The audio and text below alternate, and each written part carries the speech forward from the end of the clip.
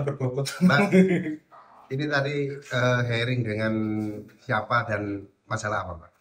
Ya, dari Komisi D sedang memanggil dinas masalah kasus pencabulan yang ada terjadi di salah satu rumah ya yang mempunyai banyak anak asuh. Jadi ini ternyata kasusnya lama sejak tahun 2022 dan ini memang rumah ini tuh infonya sangat tertutup sehingga tidak diketahui oleh masyarakat sekitarnya, baik setelah RT RW bahkan kelurahan dan kecamatan.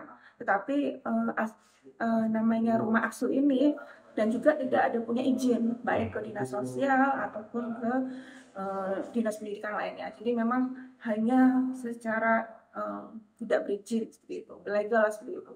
Nah ini diharapkan nanti ke depannya kita meminta perhatian kepada pemerintah kota, khususnya yang menangani adminduk ya, supaya benar-benar bisa melihat kalau memang dalam satu kakak yang punya terdiri dari beberapa anak yang umurnya sama atau seperti apa harus benar-benar bisa melakukan perizinan, khususnya perizinan panti asuhan seperti itu. Ya, Mbak. Kalau bisa beri salah satu contoh pencabulan ini terhadap berapa anak tadi?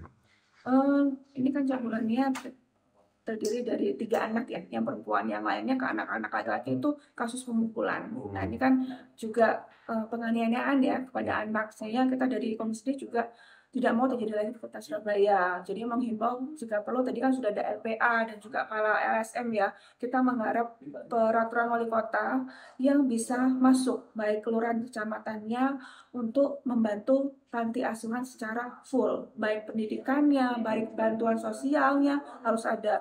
Dan ini di Surabaya masih belum ada untuk peraturan khusus ya, minimal peraturan wali kota ataupun surat edaran supaya menjangkau dan memastikan para rumah asuh ataupun panti asuhan ini mempunyai izin yang jelas ke dinas sosial yang terkait. Sebenarnya kita dari Komisi D sudah lama.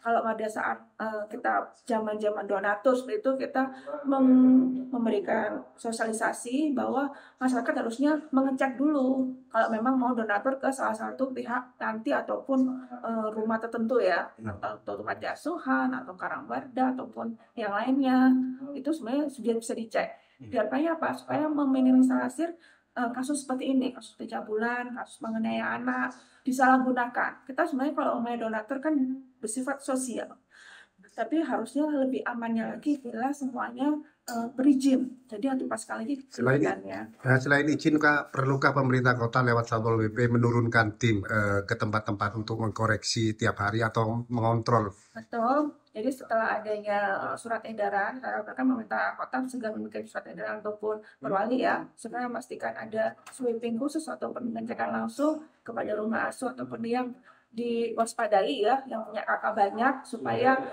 melakukan sosialisasi ataupun pelatihan sejauh mana bagaimana sih tingkat pengasuhan yang baik seperti apa. Dan kita juga dari pemerintah ada juga bantuan-bantuan yang bisa dimanfaatkan secara bagus ya, baik dari sisi bantuan pendidikan, bantuan sosial, bahkan bisa kuliah. Itu bisa difokuskan ke anak yatim piatu, anak yatim.